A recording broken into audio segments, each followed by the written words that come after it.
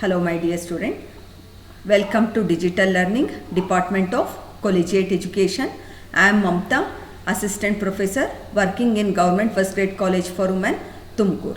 In today's video, we are going to understand what is law of variable proportion and law of returns to scale and what are the difference between these two concepts, that is law of variable proportion and law of returns to scale, which is in the subject market behavior and cost analysis for second year BCom student. Okay, before going to understand what is law of variable proportion and law of returns to scale, let us recall some concepts. That is, in the previous video you have already understood what is production and production function. Production means the transformation of inputs into output, it is called as the production. Okay, and what is meant by production function? Production function, it explains the relationship between the inputs and outputs. It is called as the production function. This law of variable proportion and law of returns to scale comes under this concept, that is production function. Production function ಅಂದರೆ ಏನು ಅಂತ ಅಂದ್ಬಿಟ್ಟು ನೀವು previous ಕ್ಲಾಸ್ನಲ್ಲಿ ಅರ್ಥ ಮಾಡ್ಕೊಂಡಿದ್ದೀರಾ. ಏನು production function ಅಂತ ಅಂದರೆ, ನಾವು ಎಷ್ಟು ಇನ್ಪುಟ್ನ ಹಾಕಿದ್ರೆ ನಮಗೆ ಎಷ್ಟು ಔಟ್ಪುಟ್ ಬರುತ್ತೆ ಅಂತ ಅಂದ್ಬಿಟ್ಟು ಎಕ್ಸ್ಪ್ಲೈನ್ ಮಾಡುವಂಥ ಕಾನ್ಸೆಪ್ಟ್ಗೆ ಪ್ರೊಡಕ್ಷನ್ ಫಂಕ್ಷನ್ ಅಂತ ಅಂತಾರೆ. ಇದರದ್ದು ಯೂಸಸ್ ಎಲ್ಲ ಏನೇನಿದೆ ಅಂತ ಅಂದ್ಬಿಟ್ಟು ನೀವು ಪ್ರೀವಿಯಸ್ ಕ್ಲಾಸ್ನಲ್ಲಿ ಅರ್ಥ ಮಾಡ್ಕೊಂಡಿದ್ದೀರಾ. ಈಗ ನಾವು ಜನರಲ್ಲಾಗಿ ನಾವು ಹೇಳಬೇಕು ಅಂದರೆ, ನೀವು 1 ಯೂನಿಟ್ಟಿಂದ 10 ಯೂನಿಟ್ಸ್ 1 ಯೂನಿಟ್ ಇನ್ಪುಟ್ ಹಾಕಿದ್ರೆ 10 ಯೂನಿಟ್ಸ್ ಔಟ್ಪುಟ್ ಬಂತು ಅಂದರೆ 5 ಯೂನಿಟ್ಸ್ ಇನ್ಪುಟ್ ಹಾಕಿದ್ರೆ ಎಷ್ಟು ಔಟ್ಪುಟ್ ಬರುತ್ತೆ ಅಂದರೆ 50 ಅಂತ ಹೇಳ್ತೀರಾ ಜನರಲ್ ಆಗಿ. ಆದರೆ ಇದು ರಿಯಲ್ ಪ್ರೊಡಕ್ಷನಲ್ಲಿ ಈ ಥರ ಆಗಲ್ಲ. ಹಂಗಾಗಿ ಎಷ್ಟು ಯೂನಿಟ್ಸು ಜಾಸ್ತಿ ಮಾಡ್ಕೊಂಡು ಹೋದರೆ, ಅಂದರೆ ನಾವು ಇನ್ಪುಟ್ಸ್ ರಾ ಮೆಟೀರಿಯಲ್ಸ್, ಲೇಬರ್ಸ್ ಅಥವಾ ಇನ್ಪುಟ್ಸ್ ಅಂದರೆ ಏನೇನು ಅಂತ ಅಂದ್ಬಿಟ್ಟು ಪ್ರೀವಿಯಸ್ ಕ್ಲಾಸ್ನಲ್ಲಿ ಹೇಳಿದ್ದೀನಿ. ಏನು ಇನ್ಪುಟ್ಸ್ ಅಂತ ಅಂದರೆ factors of production, land, labour, capital, organisation, that is entrepreneur ಆದರೂ ಆಗ್ಬೋದು, ಅಥವಾ ರಾ ಮೆಟೀರಿಯಲ್ಸ್ ಆಗ್ಬೋದು, ಪವರ್ ಆಗ್ಬೋದು, ಫ್ಯೂಯಲ್ ಆಗ್ಬೋದು. ಈ ಥರ ಪ್ರತಿಯೊಂದು ಏನೆಲ್ಲ ಯೂಸ್ ಮಾಡ್ತೀವೋ ಅದಕ್ಕೆ ಇನ್ಪುಟ್ಸ್ ಅಂತ ಅಂತೀವಿ. ಈ ಥರ ನಾವು ಪ್ರೊಡಕ್ಷನ್ನಲ್ಲಿ ಇನ್ಪುಟ್ಸ್ನ ಜಾಸ್ತಿ ಮಾಡ್ತಾ ಹೋದರೆ ಅದೇ ಪ್ರೊಪೋರ್ಷನಲ್ಲೇ ಔಟ್ಪುಟ್ಟು ಜಾಸ್ತಿ ಆಗುತ್ತೆ ಅನ್ನೋಂಥದ್ದು ಸರಿಯಲ್ಲ. ಹಾಗಾಗಿ ಯಾವ ರೀತಿ ನಾವು ಇನ್ಪುಟ್ಸ್ನ ಜಾಸ್ತಿ ಮಾಡ್ಕೊಂಡೋದ್ರೆ ಎಲ್ಲಿವರೆಗೂ ಔಟ್ಪುಟ್ ಜಾಸ್ತಿ ಆಗ್ತಾ ಹೋಗುತ್ತೆ, ಅಥವಾ ಆಮೇಲೆ ಯಾವ ರೀತಿ ಅದು ಕಡಿಮೆ ಆಗುತ್ತೆ, ಅಥವಾ ಯಾಕೆ ಕಡಿಮೆ ಆಗುತ್ತೆ ಅಂತ ಎಕ್ಸ್ಪ್ಲೈನ್ ಮಾಡುವಂಥ ಕಾನ್ಸೆಪ್ಟೇ ಇದು ಲಾ ಆಫ್ ವೇರಿಯಬಲ್ ಪ್ರೊಪೋರ್ಷನ್ ಮತ್ತು law of returns to scale. ಈಗ first law of variable proportion ಅಂದರೆ ಏನು ಅಂತ ನೋಡೋಣ. This law is one of the most important law of production. ಇವಾಗ ನಾನು ಹೇಳಿದ್ನಲ್ಲ, ಪ್ರೊಡಕ್ಷನ್ಗೆ ಸಂಬಂಧಪಟ್ಟಿದ್ದೆ ಇದೊಂದು law. It gives us one of the key insight into the working out of the ideal combination of the factor inputs. ಅಂದರೆ ಯಾಕೆ ನಾವು ಈ ವೇರಿಯಬಲ್ ಪ್ರೊಪೋರ್ಷನ್ನ ಸ್ಟಡಿ ಮಾಡಬೇಕು ಅಂದರೆ, ಇದರಿಂದ ನಮಗೆ ಗೊತ್ತಾಗುತ್ತೆ ಯಾವುದು ಐಡಿಯಲ್ ಕಾಂಬಿನೇಷನ್. ಅಂದರೆ ನಾವು ಜಾಸ್ತಿ ಇನ್ಪುಟ್ ಆಗ್ತಿದ್ದಂಗೆ ಜಾಸ್ತಿ ಔಟ್ಪುಟ್ ಬರುತ್ತೆ ಅಂತ ಹೇಳೋಕ್ಕಾಗಲ್ಲ. ಹಂಗಾಗಿ ಎಷ್ಟು ಇನ್ಪುಟ್ ಹಾಕಿದ್ರೆ ಮ್ಯಾಕ್ಸಿಮಮ್ ಎಷ್ಟು ಜಾಸ್ತಿ ಔಟ್ಪುಟ್ ಬರುತ್ತೆ. ಇನ್ನೂ ಜಾಸ್ತಿ ನಾವು ಇನ್ಪುಟ್ ಆಗ್ತಾನೆ ಹೋದರೆ ಔಟ್ಪುಟ್ಟು ಅದೇ ಪ್ರೊಪೋರ್ಷನಲ್ಲಿ ಜಾಸ್ತಿ ಆಗಲ್ಲ. ಅದಕ್ಕೋಸ್ಕರ ಯಾವುದು ಐಡಿಯಲ್ ಕಾಂಬಿನೇಷನ್ ಅನ್ನೋದ್ರ ಬಗ್ಗೆ ನಮಗೆ ಇಲ್ಲಿ ನಾಲೆಜ್ ಸಿಗುತ್ತೆ. Next, all the factors R not available in plenty. ಅದ್ರ ಜೊತೆಗೆ ಪ್ರತಿಯೊಂದು ಏನು ಇನ್ಪುಟ್ ಇದೆಯೋ ಅದು ಅಷ್ಟೇ ನಮಗೆ ಪ್ಲೆಂಟಿಯಾಗಿ ಅವೈಲಬಿಲಿಟಿ ಇರಲ್ಲ, ಇನ್ಪುಟ್ಸ್ ಎಲ್ಲನೂ.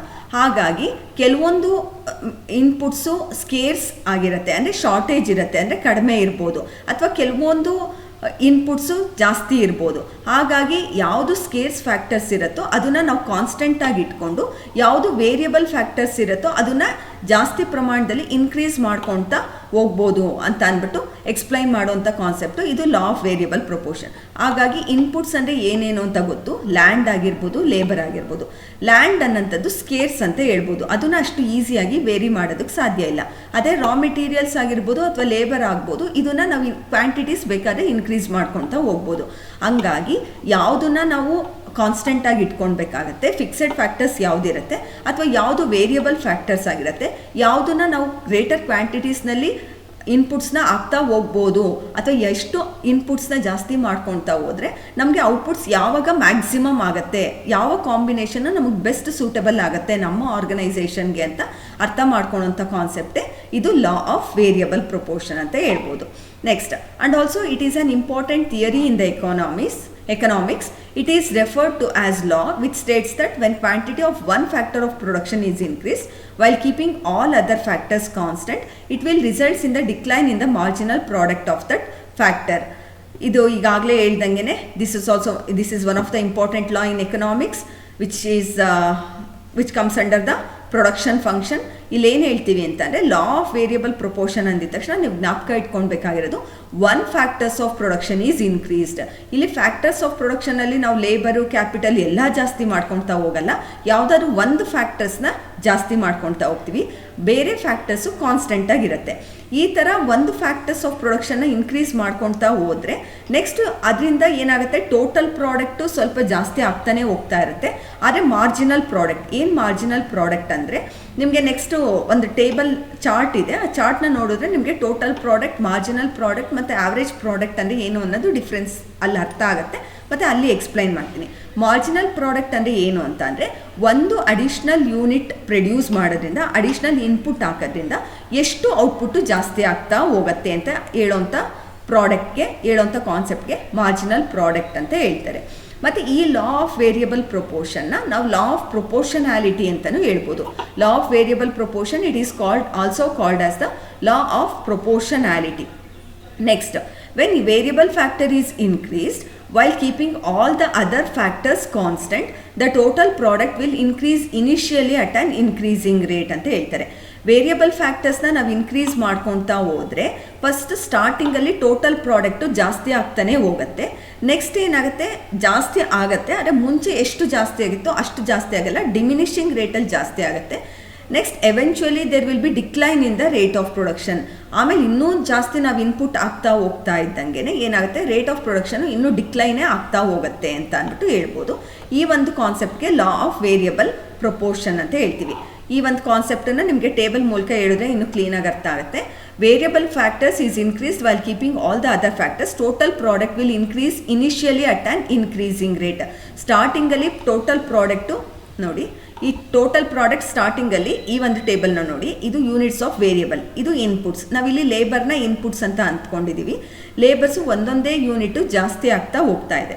ಟೋಟಲ್ ಪ್ರಾಡಕ್ಟ್ ಏನಾಗ್ತಾ ಇದೆ, ಇದು ಜಾಸ್ತಿ ಆಗ್ತಾನೆ ಹೋಗ್ತಾ ಇದೆ. ಫಸ್ಟ್ 10 ಇತ್ತು, 10ಇಂದ 24 ಆಯಿತು, ಅಂದರೆ 14 ಜಾಸ್ತಿ ಆಯಿತು. 24ಇಂದ 39 ಅಂದರೆ 15 ಜಾಸ್ತಿ ಆಯಿತು. ಅಂದರೆ ಇಲ್ಲಿ ಇನ್ಕ್ರೀಸಿಂಗ್ ರೇಟಲ್ಲಿ ಜಾಸ್ತಿ ಆಗ್ತಾ ಹೋಗ್ತಾ ಇದೆ.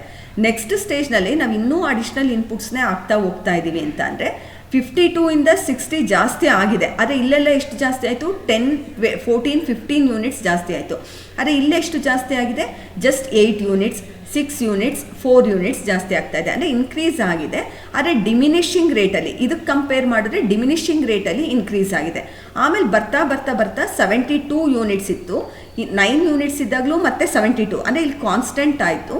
ಮತ್ತು ನಾವು ಇನ್ನೂ ಜಾಸ್ತಿ ಜನ ಎಂಪ್ಲಾಯೀಸ್ನ ಅಪಾಯಿಂಟ್ ಮಾಡಿದಾಗ ಏನಾಯಿತು, ಟೋಟಲ್ ಪ್ರಾಡಕ್ಟು 72, ಇಲ್ಲಿ ಎಷ್ಟು ಇದೆಯೋ ಇನ್ನೂ ಕಡಿಮೆನೇ ಆಯಿತು. ಅಂದರೆ ಇಲ್ಲೇನಾಯಿತು, -2 ಬಂತು ಮಾರ್ಜಿನಲ್ ಪ್ರಾಡಕ್ಟ್. ಇದನ್ನು ಇನ್ನೂ ಒಂದು ಸತಿ ಎಕ್ಸ್ಪ್ಲೈನ್ ಮಾಡ್ತೀನಿ, ಜಸ್ಟ್ ಈ ಒಂದು ಕಾನ್ಸೆಪ್ಟ್ಗೆ ಇದನ್ನು ಅರ್ಥ ಮಾಡ್ಕೊಳ್ಳಿ. ಅಂದರೆ ನಾವು ಅಡಿಷ್ನಲ್ ಇನ್ಪುಟ್ಸ್ನ ಜಾಸ್ತಿ ಮಾಡ್ಕೊಳ್ತಾ ಹೋದಂಗೆ ಸ್ಟಾರ್ಟಿಂಗ್ ಔಟ್ಪುಟ್ ಜಾಸ್ತಿನೇ ಆಗ್ತಾ ಹೋಗುತ್ತೆ, ಇನ್ಕ್ರೀಸಿಂಗ್ ರೇಟಲ್ಲಿ ಜಾಸ್ತಿ ಆಗುತ್ತೆ. ನಾವು ಇನ್ನೂ ಜಾಸ್ತಿ ಇನ್ಪುಟ್ಸ್ನ ಆಗ್ತಾ ಹೋದರೆ ಡಿಮಿನಿಷಿಂಗ್ ರೇಟಲ್ಲಿ ಜಾಸ್ತಿ ಆಗ್ತಾ ಹೋಗುತ್ತೆ. ನಾವು ಇನ್ನೂ ಇನ್ಪುಟ್ಸ್ನ ಜಾಸ್ತಿ ಆಗ್ತಾ ಹೋದರೆ ಇನ್ನೂ ಡಿಕ್ಲೈನ್ ಆಗುವಂಥ ಚಾನ್ಸಸ್ ಇರುತ್ತೆ. ಈ ಒಂದು ಕಾನ್ಸೆಪ್ಟ್ನ ಎಕ್ಸ್ಪ್ಲೈನ್ ಮಾಡುವಂಥ ಒಂದು ಕಾನ್ಸೆಪ್ಟೇ ಲಾ ಆಫ್ ವೇರಿಯಬಲ್ ಪ್ರೊಪೋರ್ಷನ್. ನೋಡಿ, ಈ ಒಂದು ಪಾಯಿಂಟ್ ಏನು ಎಕ್ಸ್ಪ್ಲೈನ್ ಮಾಡಿದ್ನೋ ಇದು ನಿಮ್ಗೆ ಆ ಟೇಬಲಿಂದ ಈಸಿಯಾಗಿ ಅರ್ಥ ಆಗುತ್ತೆ. ನೆಕ್ಸ್ಟ್, ಈ ಲಾ ಆಫ್ ವೇರಿಯಬಲ್ ಪ್ರೊಪೋರ್ಷನ್ನಲ್ಲಿ ನಾವು 3 ಸ್ಟೇಜಸ್ ಅಂತ ಅಂದ್ಬಿಟ್ಟು ಹೇಳ್ತೀವಿ. There are 3 stages in the law of variable proportion. This law of variable proportion will explain how variation in one factor input gives place for variation in output. ಯಾವ ರೀತಿ ನಾವು ಒಂದು extra ಇನ್ಪುಟ್ನ ಆಗ್ತಾ ಹೋಗ್ತಾ ಇದ್ದಂಗೆ ಯಾವ ರೀತಿ ಔಟ್ಪುಟ್ಟು ವೇರಿ ಆಗ್ತಾ ಹೋಗುತ್ತೆ ಅಂತ ಹೇಳುವಂಥ ಕಾನ್ಸೆಪ್ಟ್ಗೆ ವೇರಿಯಬಲ್ ಪ್ರೊಪೋರ್ಷನ್ ಅಂತಾರೆ ಅಂತ ನಿಮ್ಗಾಗಲೇ ಗೊತ್ತಾಗಿದೆ. ಈ ಒಂದು ಲಾ ಆಫ್ ವೇರಿಯಬಲ್ ಪ್ರೊಪೋರ್ಷನ್ನಲ್ಲಿ 3 ಸ್ಟೇಜಸ್ ಇದೆ ಅಂತ ಹೇಳ್ಬೋದು. ಆ 3 ಸ್ಟೇಜಸ್ನಲ್ಲಿ ಫಸ್ಟ್ ಸ್ಟೇಜ್ ಯಾವುದು, ಲಾ ಆಫ್ ಇನ್ಕ್ರೀಸಿಂಗ್ ರಿಟರ್ನ್ಸ್ ಅಂತ. In this stage, when all the inputs are increased at a certain proportion and output increases more than proportionately, the curve of increasing returns is upward sloping ಅಂತ ಹೇಳ್ತಾರೆ. ಇಲ್ಲಿ ನಾವು ಇನ್ಪುಟ್ಸ್ನ ಜಾಸ್ತಿ ಮಾಡ್ಕೊಳ್ತಾ ಹೋದರೆ ಔಟ್ಪುಟ್ಟೂ ಇನ್ಕ್ರೀಸೇ ಆಗ್ತಾ ಹೋಗುತ್ತೆ ಮೋರ್ ದ್ಯಾನ್ ಪ್ರೊಪೋರ್ಷನೇಟ್ಲಿ. ಎಷ್ಟು ಇನ್ಪುಟ್ಸ್ ಆಗ್ತೀವೋ ಅದಕ್ಕಿಂತ ಜಾಸ್ತಿಯಾಗಿ ಔಟ್ಪುಟ್ಟು ಜಾಸ್ತಿ ಆಗ್ತಾ ಹೋಗ್ತಾ ಇರುತ್ತೆ. ಆ ಒಂದು ಸ್ಟೇಜ್ಗೆ ಏನಂತಾರೆ ಲಾ ಆಫ್ ಇನ್ಕ್ರೀಸಿಂಗ್ ರಿಟರ್ನ್ಸ್ ಅಂತಾರೆ. ಅದನ್ನೇ ನಾವು ಗ್ರಾಫಲ್ಲಿ ಹಾಕಿದ್ರೆ ಆ ಕರ್ವ್ ಏನಾಗುತ್ತೆ ಇನ್ಕ್ರೀಸಿಂಗ್ ರಿಟರ್ನ್ಸ್ ಇದ್ದಾಗ ಅಪ್ವರ್ಡ್ ಸ್ಲೋಪಿಂಗ್ ಆಗಿರುತ್ತೆ. ಯಾವ ರೀತಿ ಅಂದ್ಬಿಟ್ಟು ಇಲ್ಲಿ ತೋರಿಸ್ತೀನಿ ನೋಡಿ. ಇಲ್ಲಿ ಏನಾಗಿದೆ ಇದನ್ನು ಫಸ್ಟ್ ಸ್ಟೇಜ್ ಅಂತ ಅಸ್ಯೂಮ್ ಮಾಡ್ಕೊಳ್ಳೋಣ. ಈ ಒಂದು ಸ್ಟೇಜ್ವರೆಗೂ 1 ಇಂದ 2 ಇಲ್ಲಿ ಹಾಕಿದ್ರೆ 10 ಇಂದ 20 ಆಗಬೇಕಾಗಿತ್ತು, ಡಬಲ್ ಆಯಿತು ಅಂದ್ರೂ ಇನ್ನೂ ಎಷ್ಟಾಗಿದೆ 4 ಜಾಸ್ತಿನೇ ಆಗಿದೆ. ಅಂದರೆ ನಾವು 1 ಯೂನಿಟ್ಸ್ ಆಫ್ ಇನ್ಪುಟ್ ಜಾಸ್ತಿ ಹಾಕಿದ್ರೆ ಔಟ್ಪುಟ್ ಏನಾಗಿದೆ ಪ್ರೊಪೋರ್ಷನೇಟ್ಗಿಂತನೂ ತುಂಬ ಜಾಸ್ತಿನೇ ಆಗ್ತಾ ಹೋಗ್ತಾ ಇರುತ್ತೆ. ಇಲ್ಲಿ ಆ ಒಂದು ಸ್ಟೇಜ್ಗೆ ಏನಂತಾರೆ ಇನ್ಕ್ರೀಸಿಂಗ್ ರಿಟರ್ನ್ಸ್ ಅಂತ ಅಂತಾರೆ. ಅಂದರೆ ಯೂನಿಟ್ಸ್ ಜಾಸ್ತಿ ಮಾಡ್ತಾ ಇದ್ದಂಗೆ ಔಟ್ಪುಟ್ ಏನಾಗ್ತಾ ಇದೆ ಟೋಟಲ್ ಪ್ರಾಡಕ್ಟ್ ಅಂದರೆ ಇದನ್ನು ಔಟ್ಪುಟ್ ಅಂತ ಕನ್ಸಿಡರ್ ಮಾಡೋಣ. ಔಟ್ಪುಟ್ಟು ಜಾಸ್ತಿನೇ ಆಗ್ತಾ ಇದೆ ನೋಡಿ. 10 ಇತ್ತು 24 ಆಗಿದೆ. ಅಂದರೆ 1 ಯೂನಿಟ್ ಜಾಸ್ತಿ ಆಗಿದ್ದಕ್ಕೆ ಎಷ್ಟು ಯೂನಿಟ್ಸ್ ಜಾಸ್ತಿ ಆಯಿತು 10 ಇಂದ 24 ಅಂದರೆ 14. ಅಂದರೆ ಒಂದು ಅಡಿಷ್ನಲ್ ಇನ್ಪುಟ್ನ ಹಾಕಿದ್ರೆ ಎಷ್ಟು ಅಡಿಷ್ನಲ್ ಔಟ್ಪುಟ್ ಜಾಸ್ತಿ ಆಗಿದೆ ಅಂತ ಹೇಳೋದಕ್ಕೆ ಏನಂತಾರೆ ಮಾರ್ಜಿನಲ್ ಪ್ರಾಡಕ್ಟ್ ಅಂತ ಅಂತಾರೆ. 10 ಇಂದ 24 ಆಯಿತು ಅಂದರೆ ಎಷ್ಟು ಜಾಸ್ತಿ ಆಯಿತು 14 ಆಯಿತು. ನೆಕ್ಸ್ಟ್ 24 ಇಂದ 39 ಅಂತ ಅಂದರೆ ಎಷ್ಟಾಗುತ್ತೆ 15 ಯೂನಿಟ್ಸ್ ಆಗುತ್ತೆ. 39 ಇಂದ 52 ಅಂದರೆ ಏನಾಯ್ತು ಇಲ್ಲಿ 13 ಆಯಿತು. ಅಂದರೆ ಇಲ್ಲಿ ಡಿಮಿನಿಷಿಂಗ್ ಸ್ಟಾರ್ಟ್ ಆಯಿತು ಅಂತ. ಇಲ್ಲಿವರೆಗೂ ಏನಾಯಿತು ಇದಕ್ಕೆ ಫಸ್ಟ್ ಸ್ಟೇಜ್ ಅಂತ ಹೇಳ್ತಾರೆ. ನೆಕ್ಸ್ಟ್ ಸ್ಟೇಜಲ್ಲಿ ಏನಾಗುತ್ತೆ ನಾವು ಇನ್ನೂ ಅಡಿಷ್ನಲ್ ಇನ್ಪುಟ್ನ ಹಾಕ್ತಾ ಹೋಗ್ತಾ ಇದ್ದಂಗೆ ಇಲ್ಲಿ 52 ಇಂದ 60 ಆಗಿದೆ. ಆದರೆ ಇಲ್ಲಿ ಜಾಸ್ತಿ ಆಯ್ತಲ್ಲ ಈ ರೇಂಜಲ್ಲಿ ಜಾಸ್ತಿ ಆಗಿಲ್ಲ. ಇಲ್ಲೆಲ್ಲ 10, 14, 15 ಜಾಸ್ತಿ ಆಗ್ತಾ ಹೋಯಿತು. ಆದರೆ ಇಲ್ಲೇನಾಗಿದೆ 13 ಅಂದರೆ ಇಲ್ಲಿಗಿಂತ ಕಡಿಮೆ ಆಯಿತು. ಇಲ್ಲಿ ಬರೀ 8 ಯೂನಿಟ್ಸ್ ಜಾಸ್ತಿ ಆಯಿತು. ಇಲ್ಲಿ 6 ಅಂದರೆ 8, 6, 4, 2 ನೋಡಿ ಇಲ್ಲಿ ಕಡಿಮೆ ಆಗ್ತಾ ಬರ್ತಾ ಇದೆ. ಒಂದು ಅಡಿಷ್ನಲ್ ಯೂನಿಟ್ಸ್ನ ಜಾಸ್ತಿ ಆಗ್ತಾ ಹೋದರೆ ಇಲ್ಲೇನೋ ಟೋಟಲ್ ಪ್ರಾಡಕ್ಟ್ ಇನ್ಕ್ರೀಸಿಂಗಲ್ಲೇ ಇದೆ. ಆದರೆ ಮಾರ್ಜಿನಲ್ ಪ್ರಾಡಕ್ಟ್ ಏನಾಗ್ತಾ ಇದೆ ಡಿಕ್ರೀಸ್ ಆಗ್ತಾ ಇದೆ. ಮಾರ್ಜಿನಲ್ ಪ್ರಾಡಕ್ಟ್ ಅಂದರೆ ಏನು ಒಂದು ಅಡಿಷ್ನಲ್ ಇನ್ಪುಟ್ನ ಆಗ್ತಾ ಹೋದರೆ ಎಷ್ಟು ಜಾಸ್ತಿ ಆಗ್ತಾ ಇದೆ 60 ಇಂದ 66 ಅಂದರೆ ಇಲ್ಲಿ 6 ಯೂನಿಟ್ಸ್ ಆಯಿತು. 66 ಇಂದ 70 ಅಂದರೆ 4 ಯೂನಿಟ್ಸ್ ಜಾಸ್ತಿ ಆಯಿತು. 70 ಇಂದ 72 2 ಯೂನಿಟ್ಸ್ ಜಾಸ್ತಿ ಆಗಿದೆ ಅಷ್ಟೇ. ಇಲ್ಲೆಲ್ಲ ಏನಾಯಿತು 1 ಯೂನಿಟ್ ಜಾಸ್ತಿ ಆಗಿದ್ರೆ 10 ಯೂನಿಟ್ಸ್ ಜಾಸ್ತಿ ಆಗ್ತಾ ಬರ್ತಾ ಇರೋದು. ಆದರೆ ಇಲ್ಲೇನಾಯಿತು ಒಂದು ಅಡಿಷ್ನಲ್ ಇನ್ಪುಟ್ಸ್ ಅಡಿಷ್ನಲ್ ಆಗಿ ನಾವು ಲೇಬರ್ಸ್ನ ಜಾಸ್ತಿ ಮಾಡಿಕೊಂಡ್ರು ಇಲ್ಲೇನಾಗಿದೆ ಜಸ್ಟ್ 2 ಯೂನಿಟ್ಸ್ ಅಷ್ಟೇ ಜಾಸ್ತಿ ಪ್ರೊಡಕ್ಷನ್ ಆಗಿರೋದಕ್ಕೆ ಸಾಧ್ಯ ಆಗಿದೆ. ಈ ಒಂದು ಸ್ಟೇಜ್ಗೆ ಏನಂತಾರೆ ಲಾ ಆಫ್ ಡಿಮಿನಿಷಿಂಗ್ ರಿಟರ್ನ್ಸ್ ಅಂತ ಹೇಳ್ತಾರೆ. ನೋಡಿ ಇಲ್ಲಿದೆ ಲಾ of diminishing returns. In this stage, total output continues to increase but at a diminishing rate until it reaches its maximum point where the second stage ends. In this stage, both marginal product and average product of labors are diminishing but are positive ಅಂತ ಹೇಳ್ತೀವಿ. ಇಲ್ಲಿ marginal product ಮತ್ತು average product ಎರಡೂ ಪಾಸಿಟಿವೇ ಇದೆ. ಆದರೆ ಎರಡೂ ಏನಾಗ್ತಾ ಇದೆ ಕಡಿಮೆ ಆಗ್ತಾ ಹೋಗ್ತಾ ಇದೆ. ನೋಡಿ ಇಲ್ಲಿ ಜಾಸ್ತಿ ಆಯಿತು 10 ಇಂದ 12, 12 ಇಂದ 13 ಜಾಸ್ತಿ ಆಗ್ತಾ ಹೋಯಿತು. ಆದರೆ ಸೆಕೆಂಡ್ ಸ್ಟೇಜಲ್ಲಿ ಏನಾಯಿತು 13 ಇಂದ 12, 12 ಇಂದ 11, 11 ಇಂದ 10, 10 ಇಂದ 9, 9 ಇಂದ 8 ಅಂದರೆ ಇಲ್ಲಿ ಕಡಿಮೆ ಆಗಿದೆ. ಮತ್ತು ಅದೇ ವ್ಯಾಲ್ಯೂಸು ಪಾಸಿಟಿವೇ ಇದೆ, ನೆಗೆಟಿವ್ ಆಗಿಲ್ಲ. ಇಲ್ಲೂ ಅಷ್ಟೇ ಸೆಕೆಂಡ್ ಸ್ಟೇಜಲ್ಲಿ ಮಾರ್ಜಿನಲ್ ಪ್ರಾಡಕ್ಟ್ ಏನಾಯಿತು 8 ಇಂದ 6, 4, 2 ಕಡಿಮೆ ಆಗಿದೆ. ಆದರೆ ವ್ಯಾಲ್ಯೂಸು ಪಾಸಿಟಿವೇ ಇದೆ. ಮಾರ್ಜಿನಲ್ ಪ್ರಾಡಕ್ಟ್ ಅಂದರೆ ಏನು ಅಂತ ಹೇಳಿದೆ ಒಂದು ಅಡಿಷ್ನಲ್ ಇನ್ಪುಟ್ಸ್ನ ಹಾಕಿದ್ರೆ ಅಡಿಷ್ನಲ್ ಔಟ್ಪುಟ್ ಎಷ್ಟು ಜಾಸ್ತಿ ಆಗ್ತಾ ಇದೆ ಇದರಲ್ಲಿ ಈ ವ್ಯಾಲ್ಯೂಸ್ನಲ್ಲಿ ನೆಕ್ಸ್ಟ್ ವ್ಯಾಲ್ಯೂಸ್ನ ಸಬ್ಟ್ರಾಕ್ಟ್ ಮಾಡಿದ್ರೆ ಎಷ್ಟು ಬರುತ್ತೋ ಆ ಅಮೌಂಟನ್ನು ಆ ಒಂದು ವ್ಯಾಲ್ಯೂನ ಇಲ್ಲಿ ಹಾಕ್ಕೊಳ್ತೀವಿ. ಅದಕ್ಕೆ ಮಾರ್ಜಿನಲ್ ಪ್ರಾಡಕ್ಟ್ ಅಂತಾರೆ. ಆವ್ರೇಜ್ ಪ್ರಾಡಕ್ಟ್ ಅಂತ ಅಂದರೆ ಏನು total product divided by number of units. 10 divided by 1 10, 24 divided by 2 12, 39 divided by 3 13. ಈ ಥರ ಟೋಟಲ್ ಪ್ರಾಡಕ್ಟ್ ಡಿವೈಡೆಡ್ ಬೈ ಇನ್ಪುಟ್ಸ್ನ ನಾವು ಡಿವೈಡ್ ಮಾಡಿದಾಗ ನಮಗೆ ಸಿಗೋಂಥದ್ದು ಆವ್ರೇಜ್ ಪ್ರಾಡಕ್ಟ್ ಆಗುತ್ತೆ. ಹಾಗಾಗಿ ಇವಾಗ ಸೆಕೆಂಡ್ ಸ್ಟೇಜಲ್ಲಿ ಏನಾಯಿತು ನಾವು ಅಡಿಷ್ನಲ್ ಯೂನಿಟ್ಸ್ನ ಆಗ್ತಾ ಹೋದಂಗೆ ಟೋಟಲ್ ಪ್ರಾಡಕ್ಟು ಜಾಸ್ತಿ ಆಗಿದೆ. ಆದರೆ ಫಸ್ಟ್ ಸ್ಟೇಜ್ನಲ್ಲಿ ಆದಷ್ಟು ಜಾಸ್ತಿ ಆಗಿಲ್ಲ, ಸ್ವಲ್ಪ ಸ್ವಲ್ಪ ಜಾಸ್ತಿ ಆಗ್ತಾ ಹೋಗ್ತಾ ಇದೆ. ಇಲ್ಲಿ ಮಾರ್ಜಿನಲ್ ಪ್ರಾಡಕ್ಟು ಡಿಮಿನಿಷಿಂಗ್ ಆಗಿದೆ, ಆವ್ರೇಜ್ ಪ್ರಾಡಕ್ಟು ಡಿಮಿನಿಷಿಂಗ್ ಆಗಿದೆ. ಆದರೆ ವ್ಯಾಲ್ಯೂಸ್ ಇನ್ನು ಪಾಸಿಟಿವಲ್ಲೇ ಇದೆ. ಓಕೆ, ಈಗ ನಾವು ಎರಡು ಕಾನ್ಸೆಪ್ಟನ್ನ ನೋಡಿದ್ವಿ. ಲಾ ಆಫ್ ಇನ್ಕ್ರೀಸಿಂಗ್ ರಿಟರ್ನ್ಸ್ ಅಂತ ಅಂದರೆ ರಿಟರ್ನ್ಸು ಜಾಸ್ತಿ ಆಗ್ತಾ ಹೋಗ್ತಾ ಇರುತ್ತೆ. Total products more than proportionate ಆಗಿ ಜಾಸ್ತಿ ಆಗ್ತಾ ಹೋಗುತ್ತೆ. Second stage law of diminishing ರಿಟರ್ನ್ಸಲ್ಲಿ ಏನಾಗುತ್ತೆ ನಾವು ಇನ್ಪುಟ್ಸ್ ಜಾಸ್ತಿ ಮಾಡ್ಕೊತಾ ಹೋದಂಗೆ ಒಂದು ಮ್ಯಾಕ್ಸಿಮಮ್ ಪಾಯಿಂಟ್ ಎಂಡ್ ಆದಮೇಲೆ ಮಾರ್ಜಿನಲ್ ಪ್ರಾಡಕ್ಟ್ ಮತ್ತು ಆವ್ರೇಜ್ ಪ್ರಾಡಕ್ಟ್ ಎರಡೂ ಡಿಮಿನಿಷಿಂಗ್ ಆಗುತ್ತೆ. ಅದರ ವ್ಯಾಲ್ಯೂ ಪಾಸಿಟಿವ್ ಆಗೇ ಇರುತ್ತೆ. Next stage law of negative returns. In this stage total product declines, therefore total product curve slope downwards. ನೋಡಿ ಟೋಟಲ್ ಪ್ರಾಡಕ್ಟ್ ಏನಾಗಿದೆ 72 ಇಂದ 70 ಆಗಿದೆ. ಅಂದರೆ ಟೋಟಲ್ ಪ್ರಾಡಕ್ಟ್ ಕರ್ವು ಡಿಕ್ಲೈನ್ ಆಗುತ್ತೆ ಅಂತ. ಇಲ್ಲಿ ನೋಡಿ ಟೋಟಲ್ ಪ್ರಾಡಕ್ಟ್ ಕರ್ವ್ ಇದು ಸ್ಟಾರ್ಟಿಂಗು ತುಂಬ ಜಾಸ್ತಿ ಆಯಿತು, ಒಂದು ಸ್ಟೇಜಲ್ಲಿ ಕಾನ್ಸ್ಟೆಂಟ್ ಆಯಿತು, ಮತ್ತೆ ಇವಾಗ ಡಿಕ್ಲೈನ್ ಆಗ್ತಾ ಹೋಗುತ್ತೆ. ಅದಕ್ಕೆ total product curve initially it slopes upward and then it slopes downward ಅಂತ ಹೇಳ್ಬೋದು. Next marginal product curve fall below the X axis ಅಂತ ಹೇಳ್ತೀವಿ ಲಾಸ್ಟ್ ಸ್ಟೇಜಲ್ಲಿ. ಇದಕ್ಕೆ ಲಾ ಆಫ್ ನೆಗೆಟಿವ್ ರಿಟರ್ನ್ಸ್ ಅಂತ ಹೇಳ್ತೀವಿ. ಲಾ ಆಫ್ ನೆಗೆಟಿವ್ ರಿಟರ್ನ್ಸಲ್ಲಿ ಏನಾಗುತ್ತೆ, ಟೋಟಲ್ ಪ್ರಾಡಕ್ಟು ಕಡಿಮೆ ಆಗುತ್ತೆ, ಹಾಗಾಗಿ ಟೋಟಲ್ ಪ್ರಾಡಕ್ಟ್ ಕರ್ವು ಡೌನ್ವರ್ಡ್ ಆಗುತ್ತೆ.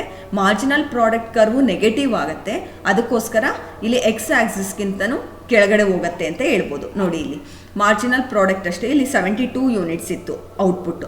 72 ಯೂನಿಟ್ಸಿಂದ ಎಷ್ಟಾಯಿತು, 70 ಯೂನಿಟ್ಸ್, ಅಂದರೆ ಇನ್ನೂ ಕಡಿಮೆ ಆಯಿತು. ಹಂಗಾಗಿ 72 ಇಂದ 70 ಆಯಿತು ಅಂತ ಅಂದರೆ ಇಲ್ಲೇನಾಗುತ್ತೆ ವ್ಯಾಲ್ಯೂ -2 ಆಗುತ್ತೆ, ಅಂದರೆ ನೆಗೆಟಿವ್ ವ್ಯಾಲ್ಯೂ ಅರೈಸ್ ಆಯಿತು ಅಲ್ವಾ. ಈ ಥರ ಹಿಂಗೆ ನೆಗೆಟಿವ್ ವ್ಯಾಲ್ಯೂ ಅರೈಸ್ ಆಯಿತು ಅಂತ ಅಂದರೆ ನಾವು ಇದನ್ನು ಗ್ರಾಫಲ್ಲಿ ತೋರಿಸ್ಬೇಕು ಅಂದರೆ ನೋಡಿ ಮಾರ್ಜಿನಲ್ ಪ್ರಾಡಕ್ಟ್ ಕರ್ವು ಎಕ್ಸ್ ಆಕ್ಸಿಸ್ಗಿಂತ ಇಲ್ಲಿ -2 ಅಂದರೆ ಇಲ್ಲಿಗೆ ಬರುತ್ತೆ, ಹಂಗಾಗಿ ಎಕ್ಸ್ ಆಕ್ಸಿಸ್ ಅಂತ ಅಂದರೆ ಎಕ್ಸ್ ಆಕ್ಸಿಸ್ಗಿಂತನೂ ಕಡಿಮೆ ಹೋಗುತ್ತೆ ಮಾರ್ಜಿನಲ್ ಪ್ರಾಡಕ್ಟು. ಹಾಗಾಗಿ ಇದ್ರ ಅರ್ಥ ಏನು ಅಂತ ಅಂದರೆ ಒಂದು ಆರ್ಗನೈಸೇಷನ್ ಇನ್ಪುಟ್ಸ್ನ ಜಾಸ್ತಿ ಮಾಡ್ಕೊಳ್ತಾ ಹೋಗ್ತಾ ಇದೆ ಅಂತ ಅಂದರೆ ಇಲ್ಲಿವರೆಗೂ ಫಸ್ಟ್ ಸ್ಟೇಜ್ವರೆಗೂ 4 ಯೂನಿಟ್ಸ್ ಅಡಿಷ್ನಲ್ ಲೇಬರ್ ಹಾಕಿ ಪ್ರೊಡಕ್ಷನ್ ಮಾಡೋದು ಅದು ರೈಟ್ ಡಿಸಿಷನ್. ಯಾವ ಸ್ಟೇಜ್ನಲ್ಲಿ ನಾವು ಇನ್ನೂ ಅಡಿಷ್ನಲ್ ಯೂನಿಟ್ಸ್ ಹಾಕಿದ್ರೂ ಯಾವಾಗ ಡಿಕ್ಲೈನ್ ಆಗ್ತಾ ಇದೆ ಅಂತ ಅಂದಾಗ ಅವ್ರು ಯೋಚನೆ ಮಾಡಬೇಕಾಗುತ್ತೆ ನಾವು ಇನ್ನೂ ಜಾಸ್ತಿ ಯೂನಿಟ್ಸ್ ಇನ್ಪುಟ್ಸ್ನ ಹಾಕಬೇಕಾ ಬೇಡವಾ ಅಂತ. ಅಕಸ್ಮಾತ್ ಈ ಸ್ಟೇಜ್ನೂ ದಾಟಿದ್ರು 9 ಇಂದ 10 ಯೂನಿಟ್ಸ್ಗೆ ಇನ್ಪುಟ್ಗೆ ಅವ್ರು ಡಿಸಿಷನ್ಸ್ ತೊಗೊಳ್ಬೇಕು ಅಂತ ಅಂದರೆ ಅದರಿಂದ ಅವ್ರಿಗೇನೂ ಲಾಭ ಆಗಲ್ಲ, ಇನ್ನು ರಿಟರ್ನ್ಸು ನೆಗೆಟಿವೇ ಆಗಿರುತ್ತೆ ಅಂತ ಅರ್ಥ ಮಾಡಿಕೊಂಡು ಇದ್ರ ಪ್ರಕಾರವಾಗಿ ಡಿಸಿಷನ್ಸ್ನ ತೊಗೊಂಡ್ರೆ ಮ್ಯಾನೇಜರ್ ಅಥವಾ ಪ್ರೊಡಕ್ಷನ್ ಮ್ಯಾನೇಜರ್ ರೈಟ್ ಡಿಸಿಷನ್ಸ್ನ ತೊಗೊಂಡು ಆಗೋವಂಥ ಲಾಸಸ್ನ ಕಡಿಮೆ ಮಾಡ್ಕೊಳ್ಬೋದು ಅಂತ ಅಂದ್ಬಿಟ್ಟು ಹೇಳ್ಬೋದು. ಈ ಥರ ಲಾ ಆಫ್ ವೇರಿಯಬಲ್ ಪ್ರೊಪೋರ್ಷನಲ್ಲಿ ಇಂಪಾರ್ಟೆಂಟ್ ಕಾನ್ಸೆಪ್ಟ್ ಏನು ಅಂದರೆ ನಾವಿಲ್ಲಿ ಒಂದು ವೇರಿಯಬಲ್ ಅಂದರೆ ಒಂದು ಯೂನಿಟ್ಸ್ ಒನ್ ಫ್ಯಾಕ್ಟರ್ ಇನ್ಪುಟ್ಸ್ ಯಾವುದಾದ್ರು ಒಂದು ಇನ್ಪುಟ್ಸನ್ನು ಮಾತ್ರ ಚೇಂಜ್ ಮಾಡ್ತಾ ಹೋಗ್ತೀವಿ. ಈಗ ಈ ಒಂದು ಇನ್ಪುಟ್ಸ್ನ ವೇರಿ ಮಾಡ್ತಾ ಹೋದರೆ ಯಾವ ರೀತಿ ಅದ್ರ ಎಫೆಕ್ಟು ಔಟ್ಪುಟ್ ಮೇಲೆ ಆಗ್ತಾ ಹೋಗುತ್ತೆ ಅಂತ ಸ್ಟಡಿ ಮಾಡ್ತೀವಿ. ಹಾಗಾಗಿ ಇಲ್ಲಿ 3 ಸ್ಟೇಜ್ ಇರುತ್ತೆ, law of increasing returns, law of diminishing returns, law of negative returns ಅಂತ ಅಂದ್ಬಿಟ್ಟು ಈ ಒಂದು law of variable proportion concept basis ಮೇಲೆ ಮ್ಯಾನೇಜರ್ಸು ಡಿಸಿಷನ್ಸ್ನ ತೊಗೊಳ್ತಾರೆ ಅಂತ ಹೇಳ್ಬೋದು. Next difference between law of variable proportion and law of returns to scale. ಈಗ ನಿಮಗೆ ಲಾಸ್ಟ್ ಸ್ಲೈಡ್ನಲ್ಲಿ ವೇರಿಯಬಲ್ ಪ್ರೊಪೋರ್ಷನ್ ಮತ್ತು ಲಾ ಆಫ್ ರಿಟರ್ನ್ಸ್ ಟು ಸ್ಕೇಲ್ದು ಜಾಸ್ತಿ ಡಿಫ್ರೆನ್ಸಸ್ನ ಹೇಳ್ತೀನಿ. ಲಾ ಆಫ್ ರಿಟರ್ನ್ಸ್ ಟು ಸ್ಕೇಲ್ನು ಎಕ್ಸ್ಪ್ಲೈನ್ ಮಾಡಿದ್ಮೇಲೆ ಅದನ್ನು ಹೇಳ್ತೀನಿ. ಈಗ just law of returns to ಸ್ಕೇಲ್ಗೆ ಹೋಗೋದಕ್ಕಿಂತ ಮುಂಚೆ ಬೇಸಿಕಲಿ ಏನು ಡಿಫ್ರೆನ್ಸು ಅಂತ ಅಂದ್ಬಿಟ್ಟು ನೋಡೋಣ. Since the proportion between variable factors and fixed factors change, this law is called as law of variable proportion. ಇಲ್ಲಿ ಏನಾಗುತ್ತೆ, ಒಂದು ವೇರಿಯಬಲ್ ಫ್ಯಾಕ್ಟರ್ ಇರುತ್ತೆ, ಒಂದು ಫಿಕ್ಸೆಡ್ ಫ್ಯಾಕ್ಟರ್ ಇರುತ್ತೆ. ಆ ಎರಡರ ಮಧ್ಯದಲ್ಲಿರುವಂಥ ಪ್ರೊಪೋರ್ಷನ್ನ ಚೇಂಜ್ ಮಾಡೋದ್ರಿಂದ ಇದನ್ನು ಲಾ ಆಫ್ ವೇರಿಯಬಲ್ ಪ್ರೊಪೋರ್ಷನ್ ಅಂತ ಹೇಳ್ತೀವಿ. This law usually operates in the short period. ಸಾಮಾನ್ಯವಾಗಿ ಈ ಲಾ ಎಲ್ಲ ಆಪರೇಟ್ ಆಗುತ್ತೆ, ಶಾರ್ಟ್ ಪೀರಿಯಡಲ್ಲಿ ಆಪರೇಟ್ ಆಗುತ್ತೆ. Law of returns to scale refers to behavior of output when all the factors are changed simultaneously and in the same proportion, but it operates in the long period ಅಂತ ಹೇಳ್ಬೋದು. ಲಾ of returns to ಸ್ಕೇಲಲ್ಲಿ ಏನಾಗುತ್ತೆ, ನಾನು ಅವಾಗಲೇ ಹೇಳಿದೆ, ಲಾ of variable ಪ್ರೊಪೋರ್ಷನಲ್ಲಿ ಒಂದು variable ಮಾತ್ರ change ಮಾಡ್ತೀವಿ. ಅಂದರೆ ಲೇಬರ್ ಅಂತ ಇತ್ತು ಅಲ್ಲಿ ನೋಡಿ, ಇಲ್ಲಿ ಲೇಬರ್ ಅಂತ ಇದೆ, ಲೇಬರ್ ಒಂದೇ ಇನ್ಪುಟ್ಟನ್ನು ವೇರಿ ಮಾಡಿದ್ವಿ. ಆದರೆ ಲಾ ಆಫ್ ರಿಟರ್ನ್ಸ್ ಟು ಸ್ಕೇಲ್ನಲ್ಲಿ ಆ ಥರ ಇರಲ್ಲ. ಲೇಬರ್ನೂ ಜಾಸ್ತಿ ಮಾಡ್ಬೋದು, ಲೇಬರ್ ಜೊತೆ ಕ್ಯಾಪಿಟಲ್ನೂ ಜಾಸ್ತಿ ಮಾಡ್ಬೋದು, ಅದ್ರ ಜೊತೆಗೆ ಬೇಕಂದರೆ ಲ್ಯಾಂಡನ್ನು ಜಾಸ್ತಿ ಮಾಡ್ಬೋದು. ಈ ಥರ ಲಾ ಆಫ್ ರಿಟರ್ನ್ಸ್ ಟು ಸ್ಕೇಲ್ನಲ್ಲಿ all the factors are changed simultaneously, ಎಲ್ಲ ಫ್ಯಾಕ್ಟರ್ಸ್ನು ಸೈಮಲ್ಟೇನಿಯಸ್ ಆಗಿ ಮತ್ತು ಸೇಮ್ ಪ್ರೊಪೋರ್ಷನಲ್ಲಿ ಚೇಂಜ್ ಮಾಡ್ತೀವಿ. This law of returns to scale it operates in the long period ಅಂತ ಹೇಳ್ಬೋದು. Now let us know the meaning of law of returns to scale. Law of returns to scale explains the behavior of output when changes are made in the scale of production. ಇಲ್ಲಿ law of returns to scale ಏನು explain ಮಾಡುತ್ತೆ ಅಂತ ಅಂದರೆ, ನಾವು scale of ಪ್ರೊಡಕ್ಷನ್ನ ಜಾಸ್ತಿ ಮಾಡಿದ್ರೆ ಅದರಿಂದ ಯಾವ ರೀತಿ ಔಟ್ಪುಟ್ ಮೇಲೆ ಎಫೆಕ್ಟ್ ಆಗುತ್ತೆ ಅನ್ನೋದು ಇಲ್ಲಿ ಗೊತ್ತಾಗ್ತಾ ಹೋಗುತ್ತೆ. The relationship between quantity of output and scale of production in the long run when all the inputs are increased in the same proportion.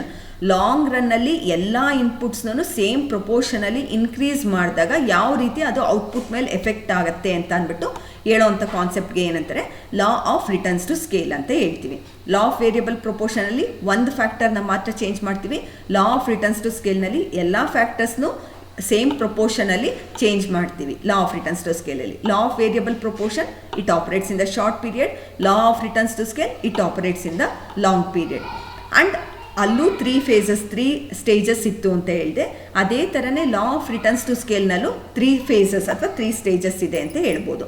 The producers who have not studied economic analysis think that one output can be doubled by doubling all the inputs, triple the output by tripling all the productive inputs, but actually this is not so. In other words, actually the output or returns do not increase or decrease strictly according to change in the scale. ಯಾರು ಈ economic analysis ಗೊತ್ತಿರಲ್ವೋ, ಯಾರಿಗೆ ಈ law of variable proportion, law of returns to scale ಗೊತ್ತಿರಲ್ವೋ ಅವ್ರೇನಂತ ಅಂದ್ಕೊಳ್ತಾರೆ, ನಾವು ಇನ್ಪುಟ್ನ ಡಬಲ್ ಮಾಡಿದ್ರೆ ಔಟ್ಪುಟ್ಟು ಡಬಲ್ ಆಗುತ್ತೆ, ಇನ್ಪುಟ್ನ ಟ್ರಿಬಲ್ ಅಂದರೆ 3 ಮಾಡಿದ್ರೆ 3 times ಮಾಡಿದ್ರೆ ಔಟ್ಪುಟ್ಟು ಟ್ರಿಬಲ್ ಆಗುತ್ತೆ ಅಂತ ಅಂದ್ಬಿಟ್ಟು ಅಂದ್ಕೊಂಡಿರ್ತಾರೆ. ಆದರೆ ರಿಯಲ್ ಪ್ರಾಕ್ಟಿಕಲ್ ಸಿಚುಯೇಷನ್ನಲ್ಲಿ ಈ ರೀತಿ ಆಗಲ್ಲ ಅಂತ ಅಂದ್ಬಿಟ್ಟು, ಯಾಕೆ ಆಗಲ್ಲ ಅಂತ ಅಂದ್ಬಿಟ್ಟು ಎಕ್ಸ್ಪ್ಲೈನ್ ಮಾಡುವಂಥ ಕಾನ್ಸೆಪ್ಟೇ ಈ law of returns to scale. ಈಗ law of increasing returns to scale ಅಂದರೆ ಏನು ಅಂತ ನೋಡೋಣ.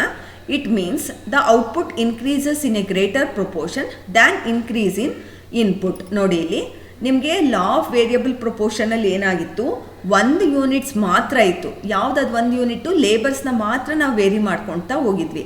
ಆದರೆ ಇಲ್ಲಿ law of returns to scale ಏನಾಗಿದೆ, ವರ್ಕರ್ ಲೇಬರ್ ಅನ್ನೋ ಫ್ಯಾಕ್ಟರ್ನೂ ತೊಗೊಂಡಿದ್ದೀವಿ, ಲ್ಯಾಂಡ್ ಅನ್ನೋ ಫ್ಯಾಕ್ಟರ್ಸ್ನೂ ತೊಗೊಂಡಿದ್ದೀವಿ. ಈಗ ಇನ್ಪುಟ್ ಅಂತ ಅಂದರೆ ಏನು ಹೇಳಿದ್ದೆ, ಫ್ಯಾಕ್ಟರ್ಸ್ ಆಫ್ ಪ್ರೊಡಕ್ಷನ್ನು ಆಗುತ್ತೆ. ನಾವು ಪ್ರೊಡಕ್ಷನ್ ಮಾಡೋದಕ್ಕೆ ಏನೆಲ್ಲ ಉಪಯೋಗಿಸ್ತೀವೋ ಅದೆಲ್ಲನೂ ಇನ್ಪುಟ್ಸ್ ಅಂತಲೇ ಹೇಳಿದ್ದೆ.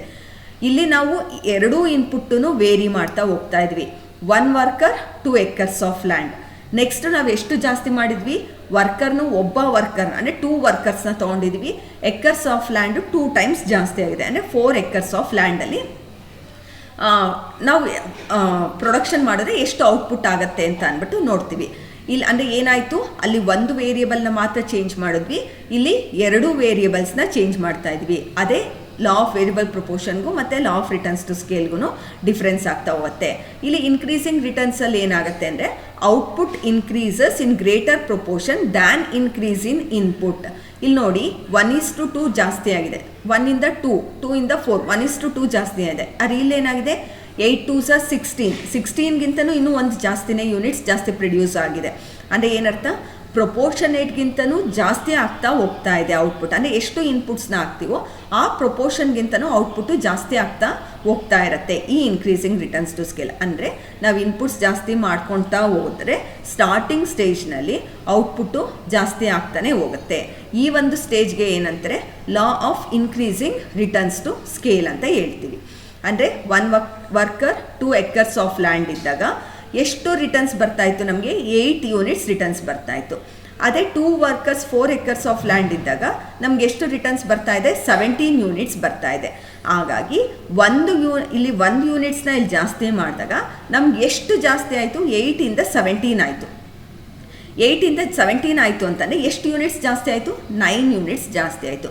ಹಾಗಾಗಿ ಇಲ್ಲಿ ಟೋಟಲ್ ಪ್ರಾಡಕ್ಟ್ 1 ಎಕ್ಸ್ಟ್ರಾ ಯೂನಿಟ್ಸಿಂದ ಎಷ್ಟು ಎಕ್ಸ್ಟ್ರಾ ಪ್ರೊಡಕ್ಷನ್ ಆಯಿತು ಅಂತ ಹೇಳೋವಂಥ ಕಾನ್ಸೆಪ್ಟ್ಗೆ ಮಾರ್ಜಿನಲ್ ರಿಟರ್ನ್ಸ್ ಅಂತ ಅಂತೀವಿ. ಇಲ್ಲಿ 8 ಇಂದ 17 ಅಂದರೆ 19 ಆಯಿತು.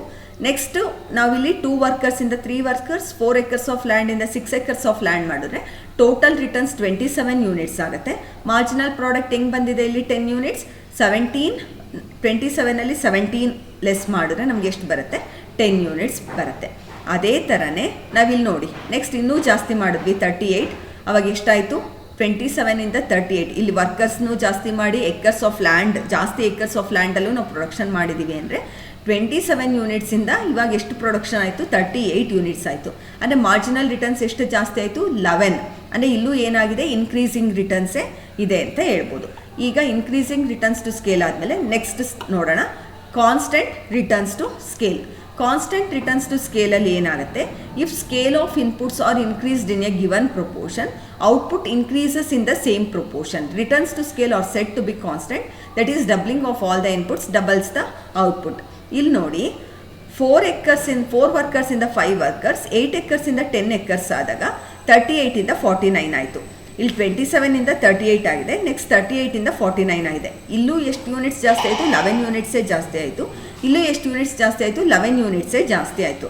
ಅಂದರೆ ಇಲ್ಲೆಲ್ಲ ಏನಾಗ್ತಾ ಹೋಯಿತು? 8ಇಂದ 9, 9ಇಂದ 10, 10ಇಂದ 11, ಅಂದರೆ ಇನ್ಕ್ರೀಸಿಂಗಲ್ಲಿ ಜಾಸ್ತಿ ಆಗ್ತಾ ಹೋಗ್ತಾ ಇದೆ. ಅದಕ್ಕೋಸ್ಕರ ಇದಕ್ಕೆ ಇನ್ಕ್ರೀಸಿಂಗ್ ರಿಟರ್ನ್ಸ್ ಟು ಸ್ಕೇಲ್ ಅಂತ ಹೇಳ್ತೀವಿ. ಇಲ್ಲಿ ಇನ್ಕ್ರೀಸ್ ಆಯ್ತಲ್ಲ ಅಂತ ಅಂದ್ಬಿಟ್ಟು ಮತ್ತೆ ನಾವು ಅದೇ ಥರನೇ 1 ವರ್ಕರ್ಸ್ನ ಜಾಸ್ತಿ ಮಾಡಿದ್ವಿ, 2 ಎಕರ್ಸ್ ಆಫ್ ಲ್ಯಾಂಡ್ನೇ ಜಾಸ್ತಿ ಮಾಡ್ಕೊತಾ ಬರ್ತಾ ಇದ್ದೀವಿ ಸೇಮ್ ಪ್ರಪೋರ್ಷನಲ್ಲಿ. ಈ ಥರ ಜಾಸ್ತಿ ಮಾಡಿದ್ರು ಇಲ್ಲಿ ಜಾಸ್ತಿ ಆಗಲಿಲ್ಲ. ಆ್ಯಕ್ಚುಲಿ ಇಲ್ಲಿ ಎಷ್ಟಾಗಬೇಕಾಗಿತ್ತು? ಇದ್ರ ಪ್ರಕಾರ ನೋಡಿದರೆ 8, 9, 10, 11 ಆಗಿದೆ ಅಂದರೆ ಇಲ್ಲಿ 12 ಆಗಬೇಕಾಗಿತ್ತು. ಆದರೆ ಇಲ್ಲಿ 12 ಯೂನಿಟ್ಸ್ ಜಾಸ್ತಿ ಆಗಲಿಲ್ಲ.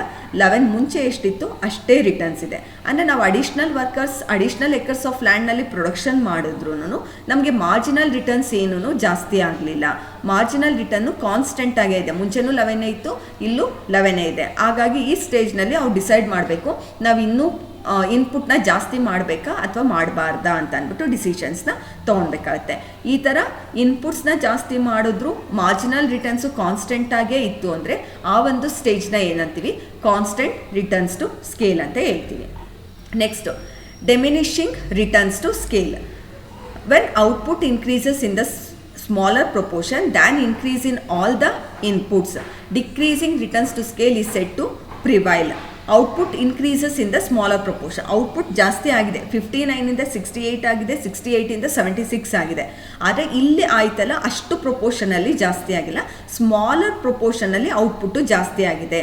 Than the increase in all the inputs. ಎಲ್ಲ ಇನ್ಪುಟ್ಸ್ನ ನಾವು ಜಾಸ್ತಿ ಮಾಡಿದ್ರು, ವರ್ಕರ್ಸ್ನ ಜಾಸ್ತಿ ಮಾಡಿ ಎಕರ್ಸ್ ಆಫ್ ಲ್ಯಾಂಡ್ನ ಜಾಸ್ತಿ ಮಾಡಿದ್ರು ಆದರೆ ಔಟ್ಪುಟ್ ಏನಾಗಿದೆ? ಕಡಿಮೆ ಪ್ರಪೋರ್ಷನಲ್ಲಿ ಜಾಸ್ತಿ ಆಗಿದೆ. When A firm goes on expanding by increasing all its inputs, eventually diminishing returns to scale occurs. ಇಲ್ಲಿ ಏನಾಗ್ತಾ ಹೋಗ್ತಾ ಇದೆ ನೋಡಿ, ಇಲ್ಲಿ ಇನ್ಕ್ರೀಸ್ ಆಯಿತು 8, 9, 10, 11 ಈ ಥರ ಮಾರ್ಜಿನಲ್ ರಿಟರ್ನ್ಸ್ ಇನ್ಕ್ರೀಸ್ ಆಯಿತು. ಸೆಕೆಂಡ್ ಸ್ಟೇಜಲ್ಲಿ ಏನಾಯಿತು? ಇನ್ಕ್ರೀಸು ಆಗಲಿಲ್ಲ, ಡಿಕ್ರೀಸು ಆಗಿಲ್ಲ. 11 ಎಷ್ಟಿತ್ತು ಅಷ್ಟೇ ಇದೆ ಇಲ್ಲಿ 11 ಅಂತ. ಇದಕ್ಕೆ ಕಾನ್ಸ್ಟೆಂಟ್ ರಿಟರ್ನ್ಸ್ ಟು ಸ್ಕೇಲ್ ಅಂತ ಹೇಳ್ತೀವಿ. ನೆಕ್ಸ್ಟ್ ಸ್ಟೇಜಲ್ಲಿ ಏನಾಯಿತು? 11ಇಂದ 10 ಡಿಕ್ರೀಸ್ ಆಯಿತು. ನೆಕ್ಸ್ಟ್ ನಾವು ಇನ್ನೂ ಜಾಸ್ತಿ ವರ್ಕರ್ಸ್ನ ಹಾಕಿದ್ರೆ 10ಇಂದ 9 ಇನ್ನೂ ಡಿಕ್ರೀಸೇ ಆಗ್ತಾ ಇದೆ. ನಾವು ಇನ್ನೂ ಜಾಸ್ತಿ ವರ್ಕರ್ಸ್, ಇನ್ನೂ ಜಾಸ್ತಿ ಲ್ಯಾಂಡಲ್ಲಿ ನಾವು ವರ್ಕ್ ಮಾಡಿದ್ರು ಇಲ್ಲೇನಾಗ್ತಾ ಹೋಗ್ತಾ ಇದೆ? ರಿಟರ್ನ್ಸು ಕಡಿಮೆನೇ ಆಗ್ತಾ ಹೋಗ್ತಾ ಇದೆ ಅಲ್ವಾ? ಹಂಗಾಗಿ ಈ ಒಂದು ಕಾನ್ಸೆಪ್ಟ್ನ ಎಕ್ಸ್ಪ್ಲೈನ್ ಮಾಡೋಂಥ ಒಂದು ಕಾನ್ಸೆಪ್ಟ್ಗೆ ಡಿಮಿನಿಷಿಂಗ್ ರಿಟರ್ನ್ಸ್ ಟು ಸ್ಕೇಲ್ ಅಂತ ಹೇಳ್ತೀವಿ.